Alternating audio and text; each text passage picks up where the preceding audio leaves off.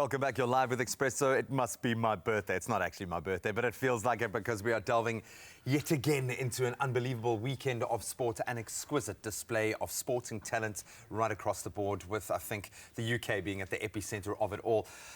Probably the greatest ever, if not the longest ever Wimbledon final that we've ever seen, the Cricket World Cup final that took us beyond the brink, and of course a host of other sporting action right across our continent. The Currie Cup looking pretty juicy, kicking off on local soil, the Africa Cup of Nations in Egypt providing some stellar semi-finals, and our ladies at the Netball World Cup dominating, playing, I want to say punching above their weight class, but maybe this is their true potential. Yeah, it is. Ash, our digital sports editor, joins us, I'm sure. On a Tuesday. I know. How good does it feel, buddy? How good does it feel? This is going to be an everyday thing.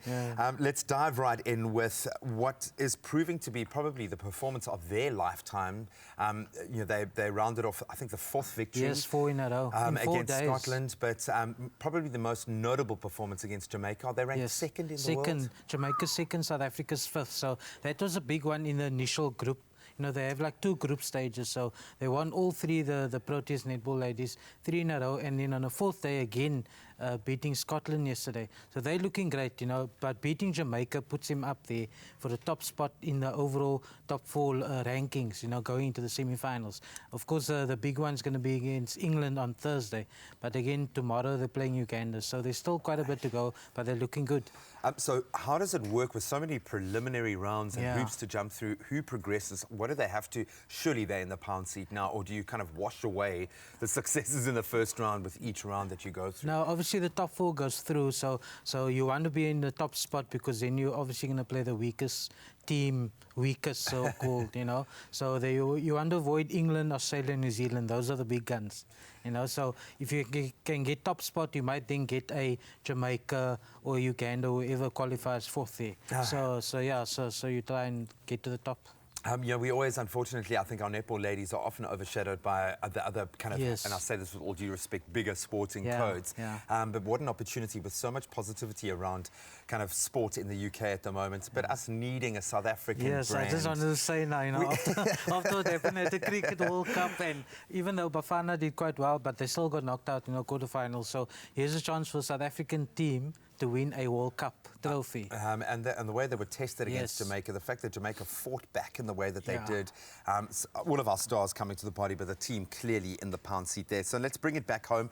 You seemed really excited about the Currie Cup kick-starting a chance, and I think that's where, for me, it really came to bear the names you don't know. Youngsters, Craven Week players taking that step up. A couple of shocks, most notably Griquas. Flashing the Sharks. Who would have thought that, especially with Sharks, having someone like JP Peterson back in the mix. So good to see him on the field. But there's a lot of guys who are still sort of pushing for Springbok places. Cohen Bosch was on show as well, but things just didn't happen for the Sharks. It just proved that Griquas were really hungry to prove a point, you know, they're not really part of the Cheetahs Super Rugby franchise. Their players don't get an opportunity, so it's like their strongest team, and they want to make a statement in the Currie Cup. And maybe they're a bit of fatigue. That's the one thing with playing a lot of your Springboks who obviously were being pushed to the limits in Super Rugby, maybe a bit of that creeping in.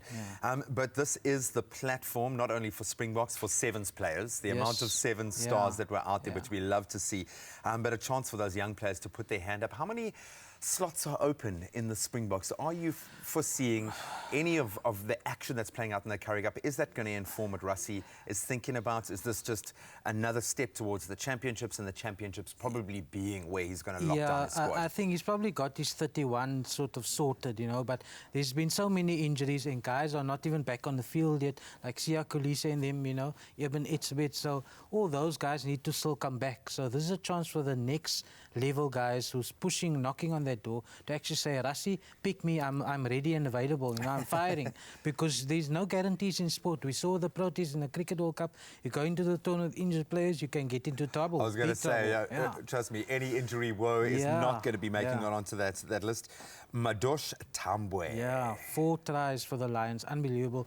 And I saw those finishes, they are really tough. You know, for a wing, he's got such a little space next to the touchline. The touchline is the extra defender for the defending team. So he did really well. Most of his eyes right in the corner, good pace and a big boy as well. And this bodes well for South African rugby if our wings Yes. are getting stuck in. If we're playing running rugby, Yeah. it's been years since you and I have been able to associate. It started with the Bulls when we were saying the Yeah. typical Bulls running style of rugby, Yes, which seems yeah. amazing. But the fact that we are seeing our finishes, our flies at the end, being able to close out games, awesome. Africa Cup of Nations, Yeah. is Algeria still your Algeria's dark still horse? there, eh? Riyad Mahrez coming up trumps with that. Was that goal, the you know. last kick of the game? Almost, yeah, virtually, you know. And so they're proving that they can handle the big stage, you know. They can still follow through. Mahrez, a big player on the biggest stage. So now it's Senegal, Mahrez against Mane for the final, you know. Who's going to take it there? I was going to say it.